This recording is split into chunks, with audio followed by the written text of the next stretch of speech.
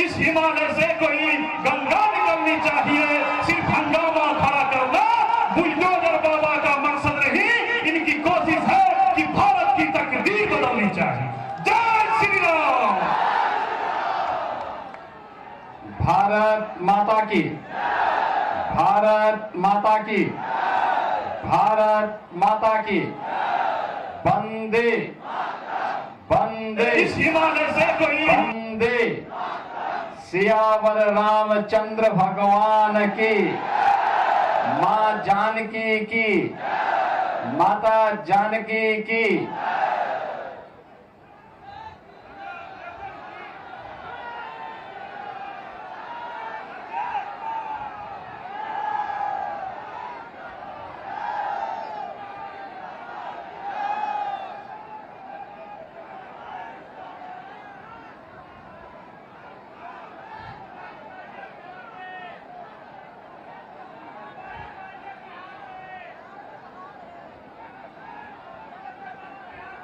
आज की इस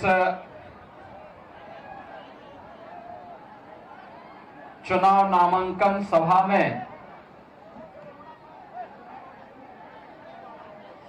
में उपस्थित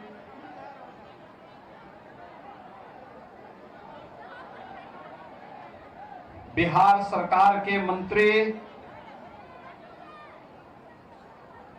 श्री जनकराम जी, बिहार सरकार के मंत्री और सोनवर्षा से प्रत्याशी श्री रत्नेश सादा जी,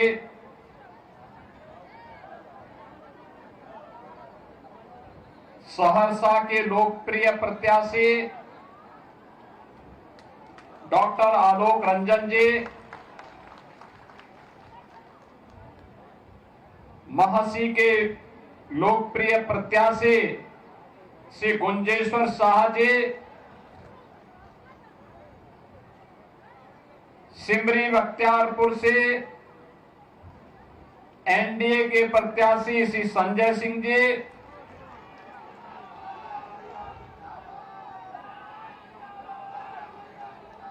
हजारीबाग के लोकप्रिय सांसद श्री मनीष जायसवाल जी,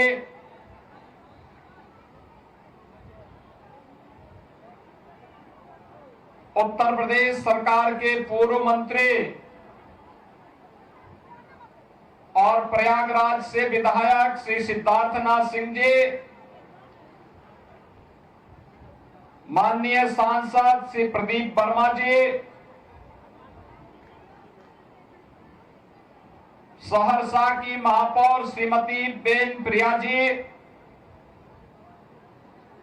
जिलाध्यक्ष बीजेपी श्री साजन शर्मा जी, जदयू के जिलाध्यक्ष श्री चंद्रदेव मुखिया जी, अभय गिरी जी, सुरेंद्र यादव जी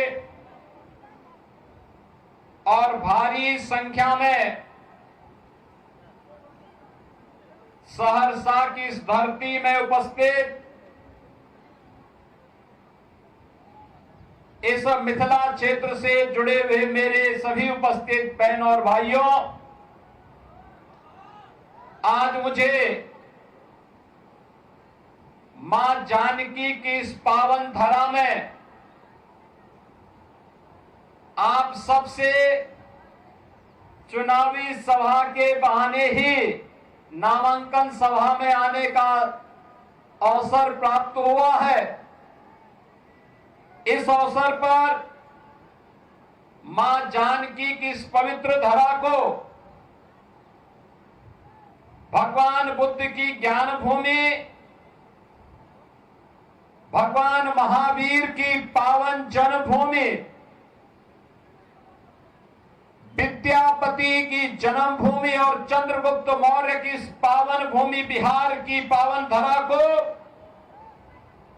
जिसने डॉक्टर राजेंद्र प्रसाद जी को, जयप्रकाश नारायण जी को, कर्पूरी ठाकुर जैसी विभूतियों को जन्म दिया हो, कोटि कोटि नमन करते हुए मैं आप सबका हृदय से अभिनंदन करता हूं, स्वागत करता हूं। बहनों और भाइयों, उत्तर प्रदेश और बिहार ये केवल राम और मां जानकी के मिलन की ही भूमि नहीं है, यह हम सब की एक साझी विरासत, साझी संस्कृति, आस्था और साझे भविष्य का प्रतीक भी है।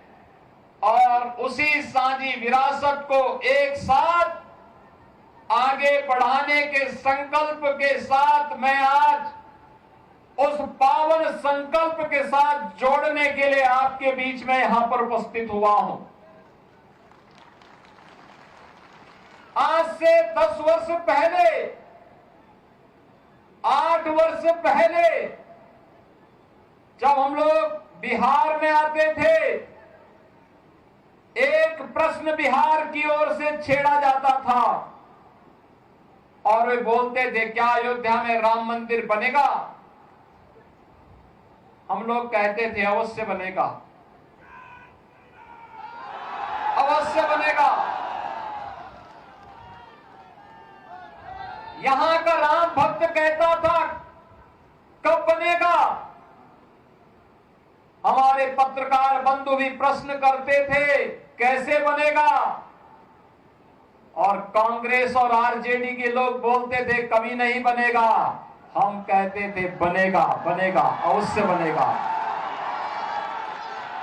यहां का राम भक्त कहता था कि रामलला हम आएंगे, मंदिर वहीं बनाएंगे। भविष्य की एक शुभ संकेत को लेकर के उत्साह और उमंग के साथ दौड़ता था, खड़ा होता था।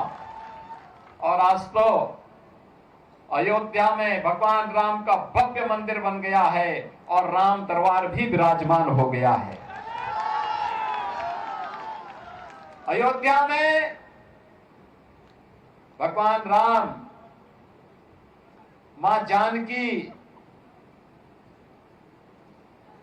भरत जी, लक्ष्मण जी, शत्रुघ्न जी, हनुमान जी, इन सब का दरबार भी राम जन्मभूमि में विराजमान हो गया है। और अब तो बिहार की धरती पर भी मां जानकी का 900 करोड़ रुपए की लागत से भव्य मंदिर का निर्माण का कार्य प्रारंभ हो चुका है। यह है विरासत। और बिहार के पास तो एक समृद्ध विरासत है। इस समृद्ध विरासत मां जानकी का भी है। इस समृद्ध विरासत भगवान बुद्ध की ज्ञान की परंपरा का भी है। भगवान महावीर की जन्मभूमि का भी है। विद्यापति के ज्ञान की परंपरा का भी है।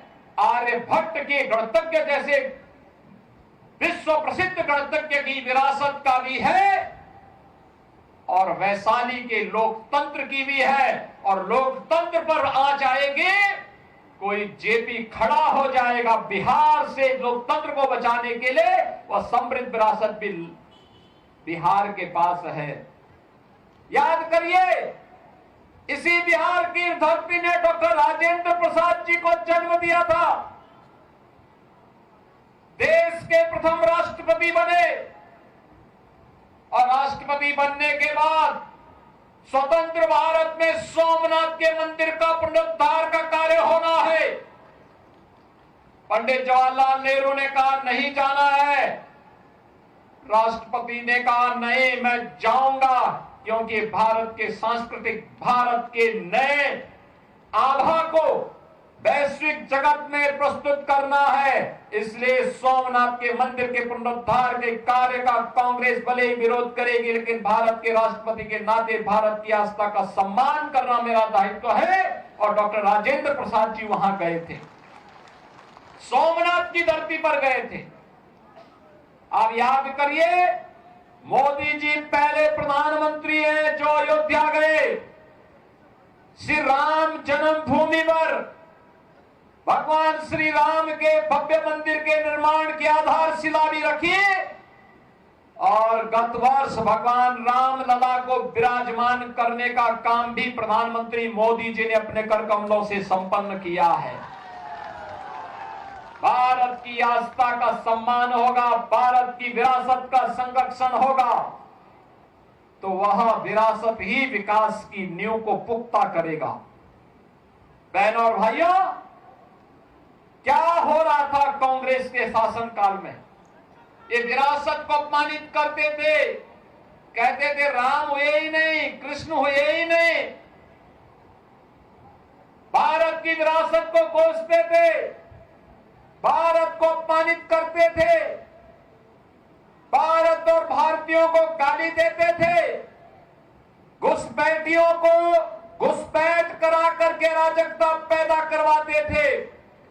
और आरजेडी को तो कहना ही क्या, इन्होंने बिहार का विकास नहीं किया, अपने परिवार का विकास किया। इन्होंने परिवार का विकास किया। मोदी जी कहते हैं कि 140 करोड़ का भारत मेरा परिवार है, और लालू जी कहते हैं कि राबड़ी देवी का ही परिवार मेरा परिवार है। आरजेडी उससे बाहर नहीं सोच सकती। एनडीए पूरे भारत के लिए सोचता है, और डबल इंजन की सरकार बिहार के उस विकास को आगे बढ़ा रही है। नीतीश जी के नेतृत्व में पिछले 20 वर्षों में बिहार ने विकास की जिस नए प्रतिमान को आगे बढ़ाया है, ऊंचा किया है, आज गांव-गांव की कनेक्टिविटी को तेज किया है, उद्योग लगने प्रारंभ हुए हैं, इंजीनियरिंग कॉलेज बन रहे हैं, विश्वविद्यालय बन रहे हैं। आज बिहार के अंदर विकास एक नई आभा के साथ आगे बढ़ रहा है। बिहार के अंदर बाढ़ की समस्या का समाधान तेजी के साथ आगे बढ़ रहा है।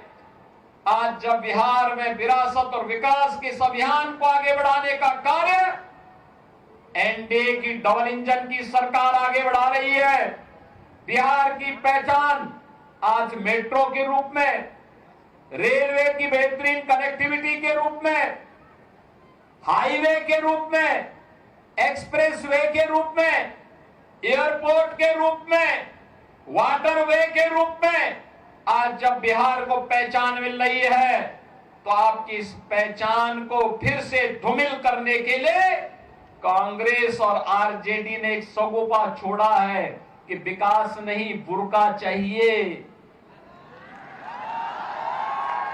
उनको विकास नहीं चाहिए, उनको तो बुर्का चाहिए, जिससे फर्जी वोट डाल करके यहां के गरीबों और दलितों के हकों पर वे डकैती फिर से डाल सके। बहनों और भाइयों, ये बिहार के चुनाव में ये विकास की बात नहीं कर रहे हैं। इनको विकास नहीं चाहिए, इनको बुर्का चाहिए। फर्जी वोट डलवाएंगे लेकिन चेहरा नहीं दिखवाएंगे। तीर्थ यात्रा में विदेश जाएंगे, एयरपोर्ट पर चेहरा दिखाएंगे, अपना वहां पर पासपोर्ट दिखा करके अपनी फोटो भी दिखाएंगे, लेकिन बिहार में वोटिंग होगी तो कहेंगे कि नहीं, बुर्का को छेड़ो मत, चेहरा दिखाओ मत, फर्जी वोट डलवाने दो, जिससे बिहार के गरीबों के हकों पर फिर से डकैती डाली जा सके। कांग्रेस और आरजेडी आज ये साजिश कर रही है, लेकिन इनकी साजिश सफल नहीं होने पाएगी। अब इनकी साजिश को सफल नहीं होने देना है, और इसीलिए हम आपके पास आए हैं कहने के लिए, बिहार के सामने कांग्रेस और आरजेडी ने पहचान का संकट खड़ा किया था। याद करिए, इन लोगों ने हर जिले में एक एक बड़ा माफिया पाल डाला था। वो लूटता था, विकास के पैसे को हजम कर जाता था, गरीब के लिए आने वाला पैसा स्वयं खा जाता था। गांव में कोई भी कार्य नहीं हो पाता था। 4 महीने बाढ़ से बिहार त्रस्त रहता था। न हाईवे, न रेलवे, न मेट्रो, न कोई नई विश्वविद्यालय, न कोई इंजीनियरिंग कॉलेज, न कोई चिकित्सालय, कोई सुविधा नहीं मिल पाती थी।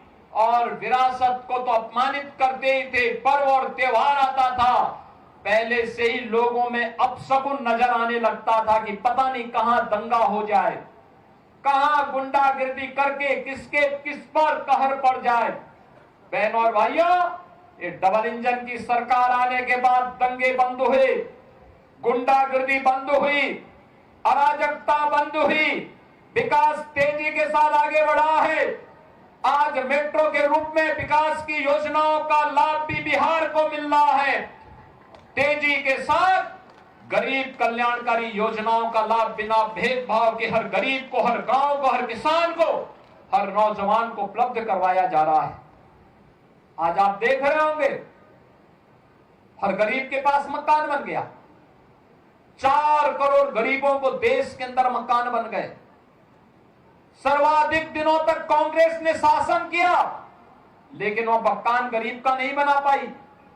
हर गरीब के घर में शौचालय बन गया, हर गरीब को उज्ज्वला योजना का फ्री कनेक्शन मिल गया, हर गरीब को 5 लाख रुपए की स्वास्थ्य बीमा का, आयुष्मान भारत की सुविधा का लाभ मिल गया, और हर गरीब के लिए फ्री में राशन की सुविधा का लाभ भी मोदी जी ने सब पूरे देश के अंदर 80 करोड़ भारतीयों को उपलब्ध करवा दिया। पहले ये कहां जाता था? पहले सभी पैसा यही कांग्रेस, आरजेडी और उनके जितने भी पार्टनर्स थे, उन सब में ये बढ़ जाता था, गरीब के पास नहीं आ पाता था, गरीब ताकता रह जाता था, और ये लोग यहां का पैसा दुनिया के बैंकों में जमा करके आने वाली कई पीढ़ियों के लिए खजाना वहां भर देते थे। लेकिन अब मोदी जी ने कहा कि भ्रष्टाचार नहीं चलेगा, माफिया राज नहीं चलेगा, और जो भी भ्रष्टाचार फैलाएगा, गरीब के हक पर डकैती डालेगा, उसकी जगह जेल में होगी, जेल में। और बहनों और भाइयों, अगर उसका उदाहरण देखना है तो उत्तर प्रदेश में हमने किया है।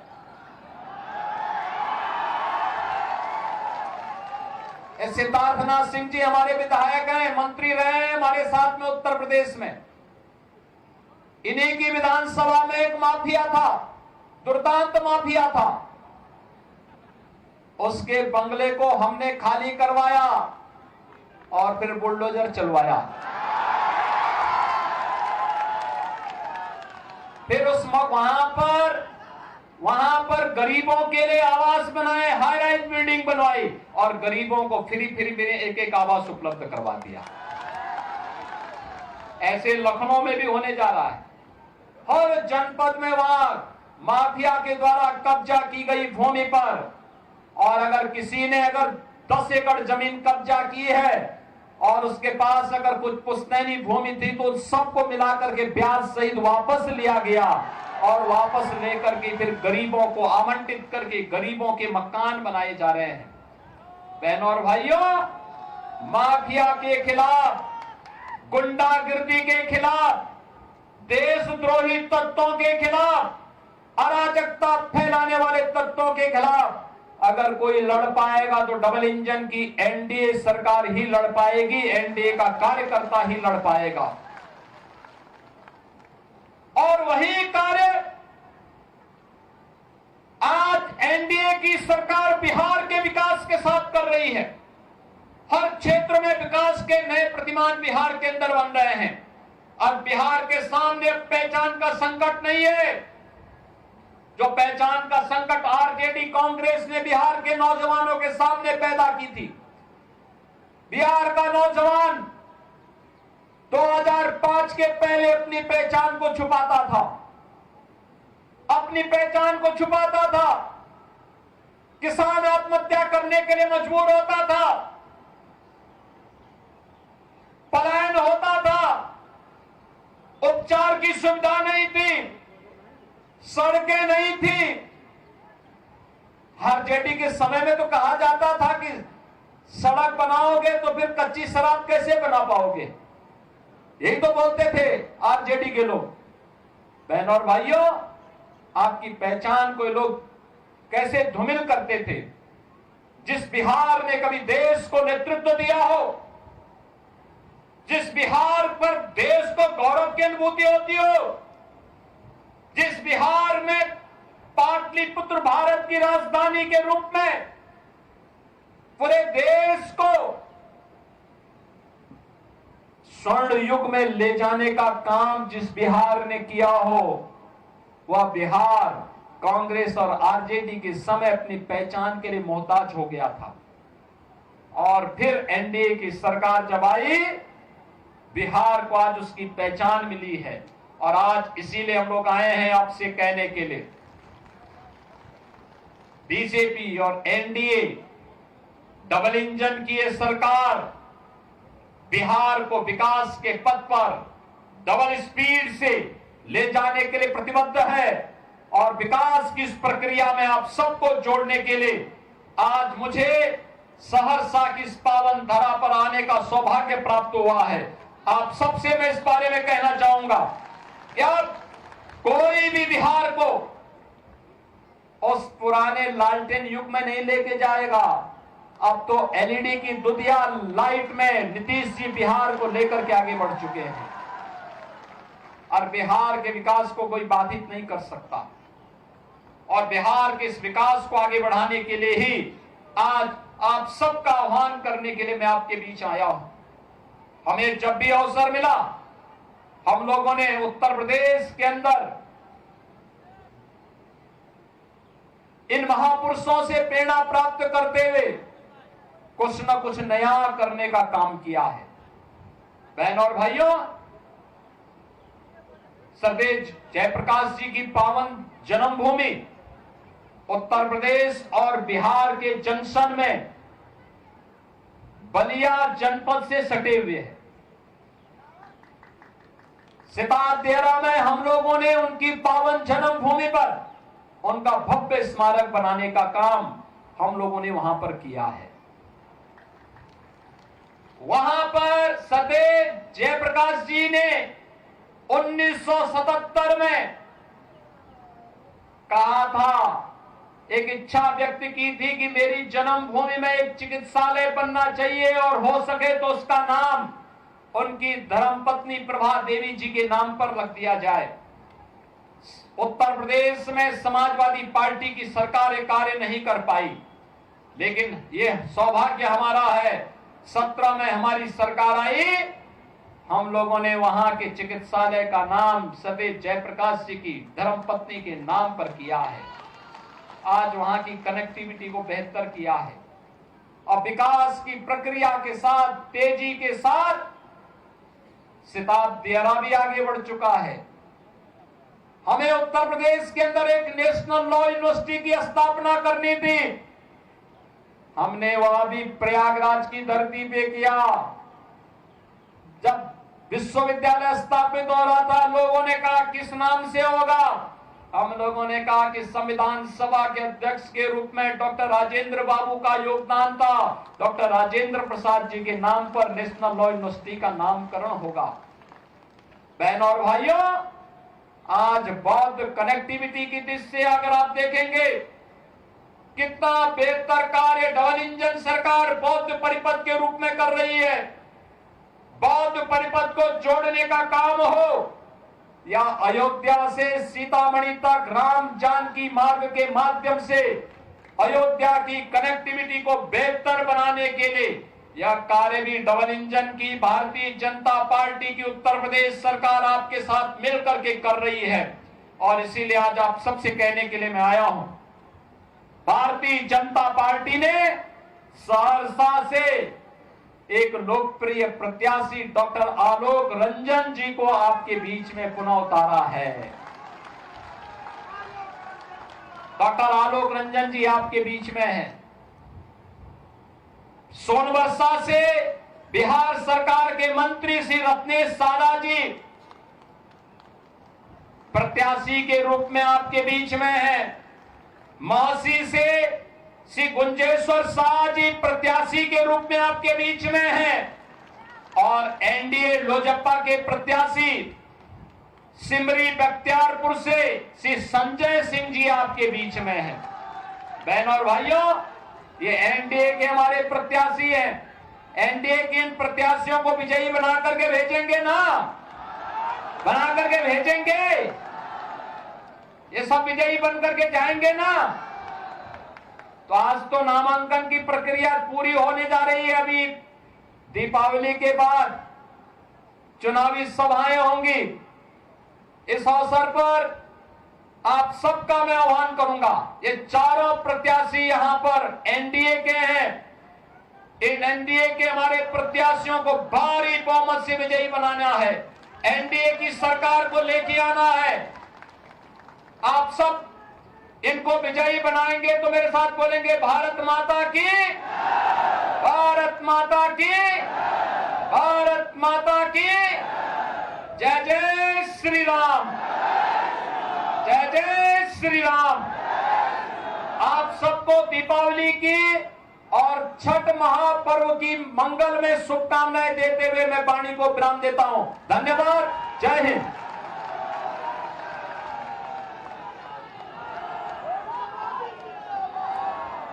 हेलो, सभी आदमी खड़ा होकर के हाथ हिला के आज इनको आश्वस्त कर दीजिए कि चारों सीट यहां से जीत के हम लोग एनडीए गठबंधन को देंगे। बोले जय